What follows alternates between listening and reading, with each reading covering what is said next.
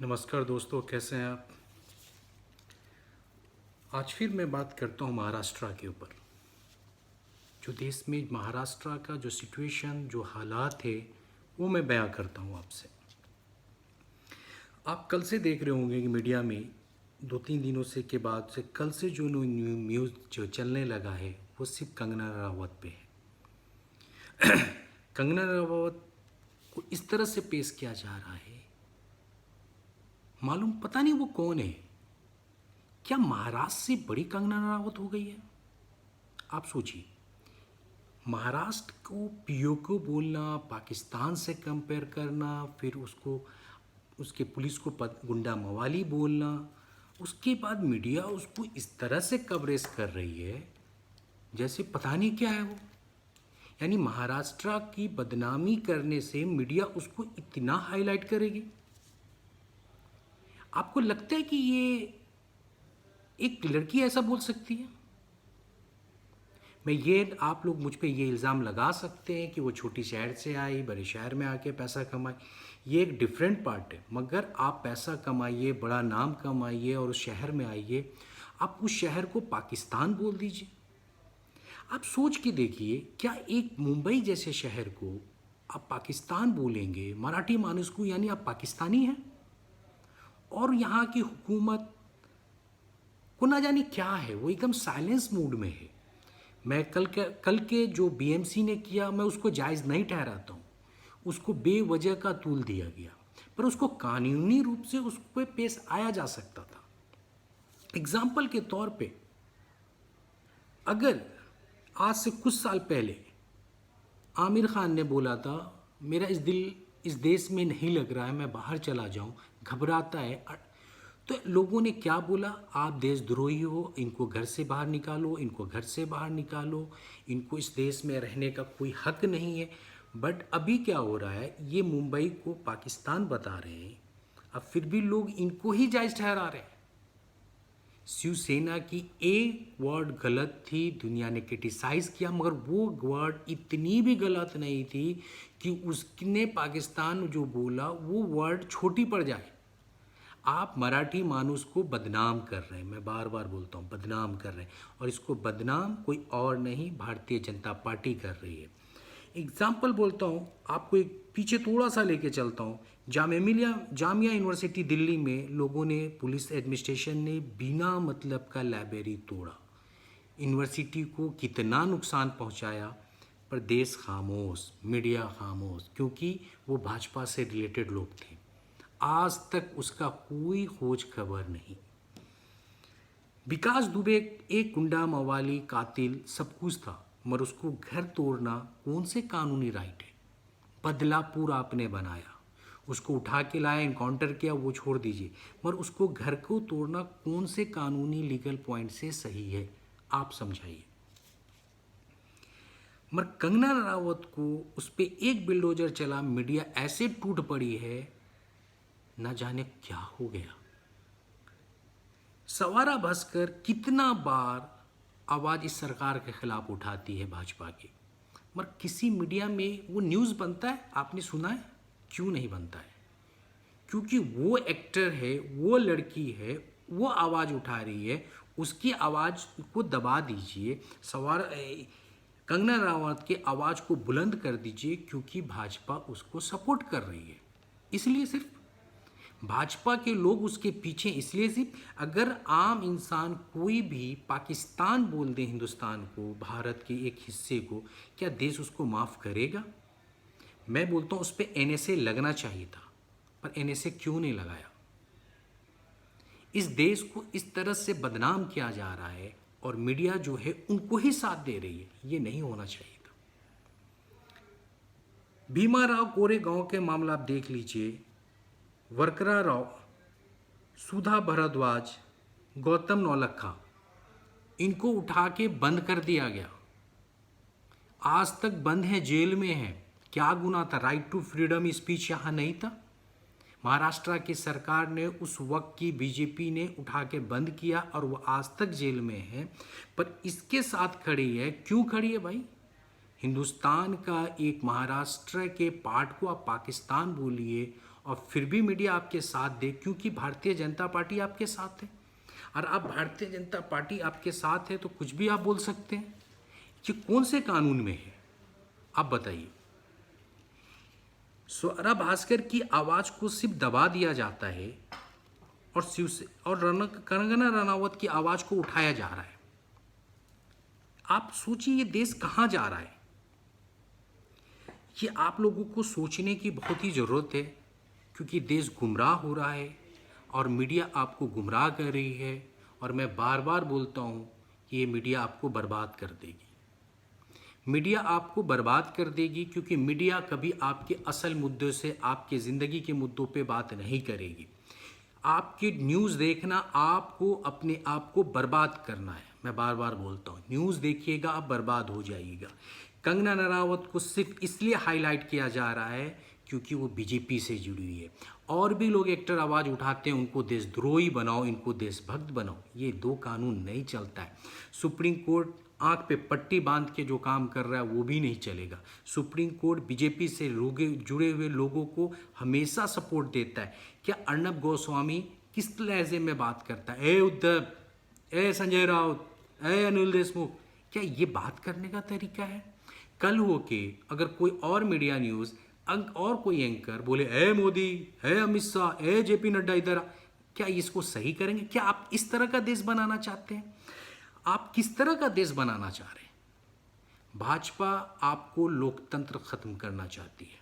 मैं खुलेआम बोलता हूँ, उसका एक ही मकसद है, राजतंत्र करो। जितनी भी अपोजिशन और गवर्नमेंट है इस देश में, उस सरकार को बदनाम कर दो, उस सरकार को गिरा दो। यही इनका एक एजेंडा है। महाराष्ट्र में उद्धव ठाकरे साहब को सिर्फ बदनाम करके, उनके करैक्टर को बदनाम करके, एक कंगना रनौत के थ्रू क्या साबित करना चाहते हैं? एक चुनी हुई सरकार है, उसको आप क्यों गिराना चाहते हैं? क्योंकि आप लोकतंत्र को नहीं चाहते, आप राजतंत्र चाहते हैं। क्योंकि ये मीडिया के थ्रू आप राजतंत्र लाना चाह रहे हैं, लोकतंत्र को ख़त्म कर रहे हैं। अगर फ्रीडम ऑफ स्पीच था तो भीमा कोरे गांव के लोगों को क्यों जेल में डाला आपने? क्या गुनाह था? सुधा भारद्वाज, आप मालूम है एक यूएस का विजिट वीज़ा लेने के लिए हज़ारों हज़ार लोग लाइन में खड़े रहते हैं। ये लेडी ने तो अपनी नेशनलिटी को फेंक दिया वहाँ के, और आपके समाज को सेवा किया, आपने उसको सड़ा दिया जेल में। तब मीडिया को याद नहीं आया कि ये लेडी है, ये भी एक लड़की है, ये भी एक औरत है, ये भी किसी की माँ है। वहाँ तब आपको क्यों नहीं ख्याल आता है? आपको ख्याल सिर्फ कंगना रनावत लेडीज है, इसलिए आपको बहुत मोहब्बत है। सोनिया गांधी जी के खिलाफ क्या क्या नहीं अनाप शनाप इस अर्नब गोस्वामी और मीडिया ने बोला। तब क्यों नहीं एक महिला के सम्मान के लिए ये देश खड़ा हुआ, ये महिला के सम्मान के लिए ये मीडिया खड़ा हुआ? क्यों नहीं खड़ा हुआ? ये सवाल बनता है या नहीं बनता है? आपने देश को बदनाम किया है। मैं बार बार बोलता हूँ, भारतीय जनता पार्टी आपने पूरी तरीक़ा से इस देश को बदनाम किया है। एक कंगना रनावत को खड़ा करके महाराष्ट्र को पूरे वर्ल्ड में बदनाम किया है, और आपको, मुझे नहीं लगता कि मराठी मानुस आपको कभी माफ़ करेगा। आपने अलीगढ़ मुस्लिम यूनिवर्सिटी में गिराया, क्या वो कौन से कानूनी राइट था? आप बताइए, जामिया में आपने गिराया, कौन सा कानूनी राइट था? विकास दुबे का घर गिराया, कौन सा कानूनी राइट था? जेएनयू के अंदर घुस घुस के लोगों को मारा, एबीपी के लोगों, भारतीय जनता पार्टी से जुड़े हुए लोग, आज तक कहाँ हैं वो? क्यों नहीं पकड़ा गया? आप सिर्फ उन लोगों को, सेलेक्टिव लोगों को चूज करते हैं जिससे आपका काम चलता है। आप क्या करना चाहते हैं कि एक करैक्टर को बदनाम कर दो, एक सरकार को मत गिराओ तो उससे करैक्टर को बदनाम कर दो, सरकार को बदनाम कर दो। ये कोई तरीका नहीं होता है। गुजरात में इतना कांड होता है, कभी मीडिया दिखाता है? एमपी में क्या नहीं हो रहा है? दलितों के साथ बलात्कार, मार रोज हो रहा है, कभी मीडिया दिखाता है? योगी यूपी के अंदर कितने ब्राह्मणों पंडित को मारा गया, मगर कभी नहीं दिखाया गया। पालघर में 2 पंडित साधु का पूरा न्यूज़ में चला, पूरे देश में हंगामा बरपा हुआ। पर आप मालूम होगा, यूपी में आए दिन साधु को घर मंदिरों में घुस घुस के मारा गया। कभी योगी का हिम्मत नहीं हुआ कि योगी का फोटो दिखाकर उस मीडिया को न्यूज़ में चलाया जाए, क्योंकि मीडिया की हैसियत नहीं है कि उन पर सवाल कर सके। और अब मीडिया झूठ बोलती है, शर्म नहीं लगता? आज की मीडिया सिर्फ झूठ पे टिकी हुई है। ये झूठ पे खड़े होके पूछते हैं कि मीनार का हाइट कितना है, मीनार का हाइट बताओ, साइज बताओ। जो मीनार ही नहीं है तो तुम्हारा साइज क्या बताऊं मैं? झूठ के मीनार पे कभी महल नहीं बनता है। आप झूठ के मीनार पे खड़े हो, सिर्फ झूठ बोलते हो, देश को बरगला रहे हो। सच बोलिए नरेंद्र मोदी साहब, आप सच बोलिए। सुप्रीम कोर्ट एक तरफा सेलेक्टिव हो चुका है। आपको इंसाफ मुझे नहीं मालूम कब मिलेगा, क्योंकि सुप्रीम कोर्ट आपसे लोगों जुड़े हुए चीज को सुनना ही नहीं चाहता है, उसको इतना लटका देता है। आप देखिए इन लोगों को 10 मिनट में स्टे ऑर्डर मिलता है। क्या आम इंसान कोई 10 मिनट में पहुंच सकता है हाई कोर्ट में? आप सोच के देखिए। सुप्रीम कोर्ट में अर्नब गोस्वामी रात को 8 बजे फाइल करता है, सुबह 9 बजे 10 बजे उसकी सुनवाई हो जाती है। क्या आम इंसान की सुन सकता है?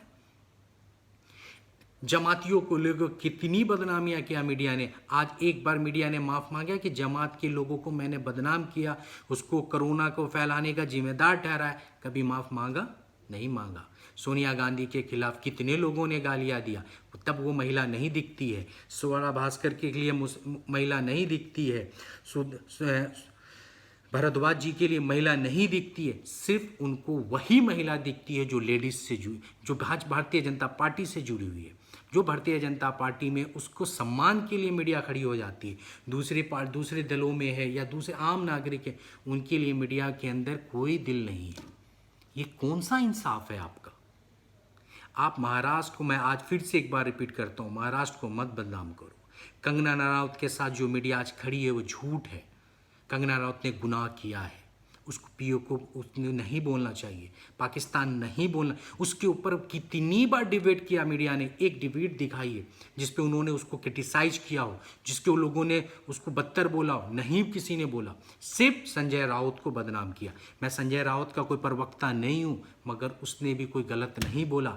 जब आप इस मिट्टी पे रहेंगे, इस शहर का खाएंगे और उसी शहर को गाली देंगे, तो आप उस शहर को क्या कहलाएंगे? उस वहाँ को आप हरामखोरी कहलाते हैं।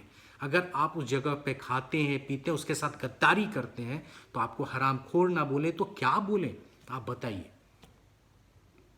आपकी ज़मीर नहीं मरनी चाहिए। मैं बार बार बोलता हूँ, आप सो रहे हैं तो जाग जाइए। सोते हुए को कोई जगाना आसान होता है, पर जानबूझ के सो रहा है उसको नहीं उठाया जा सकता। आपकी आंखों पे पट्टी बंधी हुई है, आपके पास रोजगार नहीं है, आपके पास पैसा ख़त्म हुआ जा रहा है, आप कहाँ जा रहे हैं आपको पता नहीं है। भूख से लोग मर रहे हैं देश में, उस पर कोई न्यूज़ में नहीं। लोग भूखमरी के नौबत में है, बच्चे स्कूल में जा रहे हैं कि नहीं जा रहे हैं, टीका लग रहा है कि नहीं लग रहा है, देश कहाँ है, मीडिया को मतलब नहीं है। मीडिया को सिर्फ ये मतलब है कि कंगना रनावत ने आज क्या बोला। एक उसके ट्विटर पे पूरा दिन डिबेट कर सकते हो, किसी गरीब के भूख के पेट के ऊपर तुम एक दिन डिबेट नहीं कर सकते। भूखा मर रहा है उस पर डिबेट नहीं कर सकते। शर्म नहीं आती मीडिया तुमको? मैं आज उद्धव ठाकरे साहब आपसे भी पूछता हूँ, आप इतनी खामोशी क्यों है? आप तो एग्रेसिव के लिए जाने जाते हैं। आप बुलंद आवाज़ करिए, आप घबराइए मत, आप प्रेस के सामने आइए और इन लोगों को बताइए। और आपके पास तो कानूनी पावर है, आप कानूनी पावर यूज़ करिए। जो लीगल पे, मैं नहीं बोलता हूँ अनलीगल यूज़ करिए, जो लीगल पावर है वो यूज़ करिए। इन लोगों ने NSA लगा के कितने गरीबों को अंदर डाल दिया, जो आज तक भीमाराव गोरेगांव से बाहर नहीं आए। पर आपने नहीं लगाया, क्यों नहीं लगा रहे? मुझे ये भी डाउट होता है, आप क्यों खामोश हैं? ये 2 बुलडोजर भेज के गिराना ये इंसाफ नहीं है। सांप के बिल को मत तोड़ो, सांप को मार डालो। ये सांप हैं ये लोग, इनके जहर, मैं नहीं कहता हूँ जान से मारने का मतलब इनको जान से मारो, इनके जहर को ख़त्म करो। जहर इनका अगर हुआ तो समाज में नफरत फैलेगा।